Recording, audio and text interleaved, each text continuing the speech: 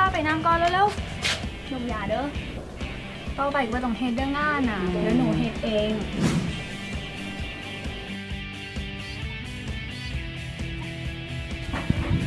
มันเด้อจิมมี่ลูกพ่อเป็นหยังแขวกูซ้ำหัวมึงติ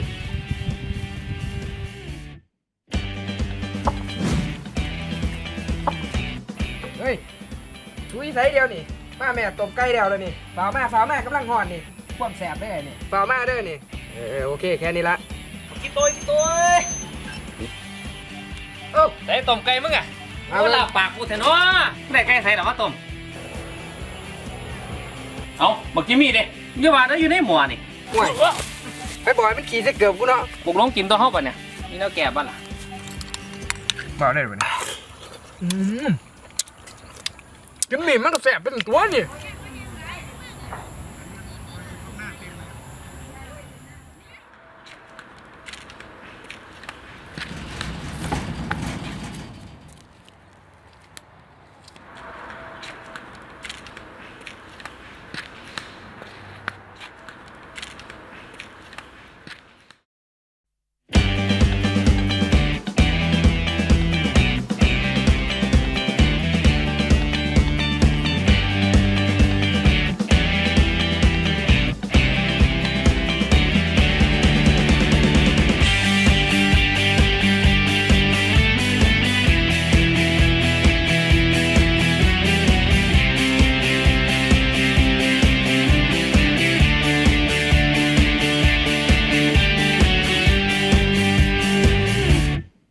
ใส่เกิบดาวเทียมนอนนาเลี้ยงไก่รับได้บ่ผู้สาวหรือว่าสิเอาคนรวยมั่งมีเงินทองกองสำฟ้าไอ้ลูกชาวนาหน้าตาบ่ดีแบบนี้น้องบ่สนไอ้บ่คือคนรวยล้นฟ้าตดมาก็ว่าหอมยอมไอ้ต้องยอมรับความพ่ายแพ้แม้ว่าเหตุดีนำสำใดสุดท้ายก็ต้องไปเพราะพ่ายเงินผู้บ่าวดาวเทียมก็เลยต้องเจียมหัวใจนอนหน้าเลี้ยงไก่น่ะถูกแล้วเขาเป็นนางฟ้าเขาแค่อีกาปลายแถวบ่มีแนวใดไปสู่เขาแบบผู้บ่าวดาวเทียม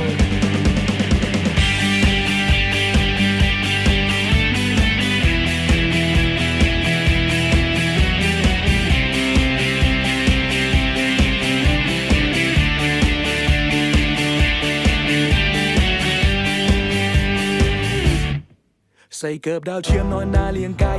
รับได้บ่ผู้สาวหรือว่าสิเอาคนรวยมั่งมีเงินทองกองสำฟ้าไอ้ลูกชาวนาหน้าตาบ่ดีแบบนี้น้องบ่สนไอ้บ่คือคนรวยล้นฟ้าตดมาก็ว่าหอมยอมไอ้ต้องยอ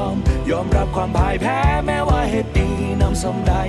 สุดท้ายก็ต้องไปเพราะพ่ายเงินผู้บ่าวดาวเทียมก็เลยต้องเจียมหัวใจนอนหน้าเลี้ยงไก่น่ะถูกแล้วเขาเป็นนางฟ้าเขาแค่อีกาปลายแถวบ่มีแนวใดไปสู่เขาแบบผู้บ่าวดาวเทียม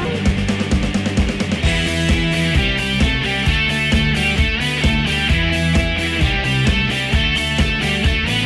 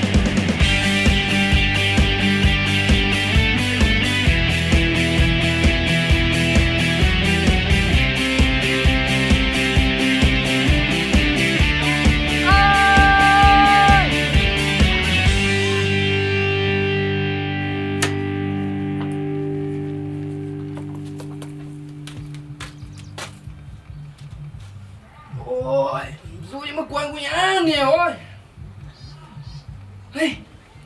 จะแม่ยังดิ นี่ยิ่งข่าวว่าเกือบเสียวแมนบอ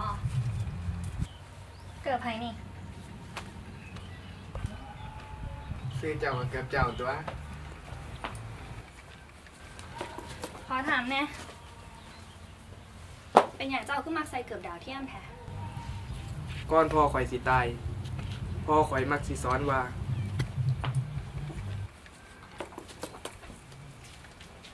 โอ้ยพ่อเกือบคู่นี่เจ้าใส่มันจนเก่าแล้วได้นี่ทั้งมันไหนมันสิเปลี่ยนจักเถื่อนี่ เดี๋ยวพอใส่ได้ก็ใส่ไปพอประหยัดได้ก็ประหยัดไปซอยเหลือครอบครัวนำเฮากับบ่ลำรวยหยัง โอ้ยแต่เกือบมันเก่าแล้วพอเปลี่ยนได้ละล่ะเกือบนั่น ประหยัดไปสละสะก่อน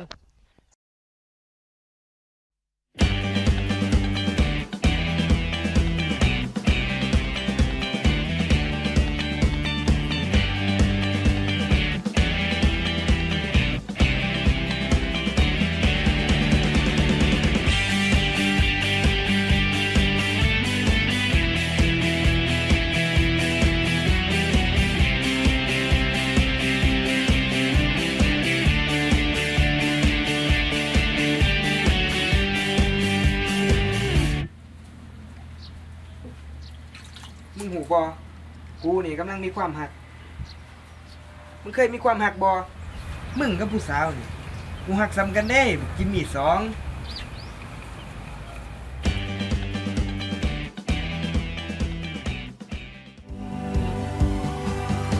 ผู้บ่าวดาวเทียมก็เลยต้องเจียมหัวใจ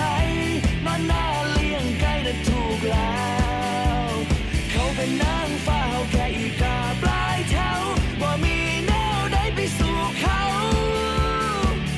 แบบผู้บ่าวดาวเทียม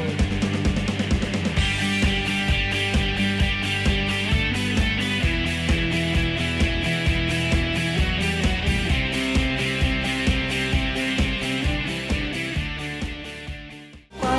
ทำแม่ถ้าน้องยังแค่เขาอยู่ ดีกว่าให้คนหูว่าน้องเป็นชู้กับเขา บักที่ทุกคนนี้ ถึงเจ็บสิอดทนเอา สิขออยู่ยังผู้ปวนร้าวยังดีกว่าถูกสวมเขา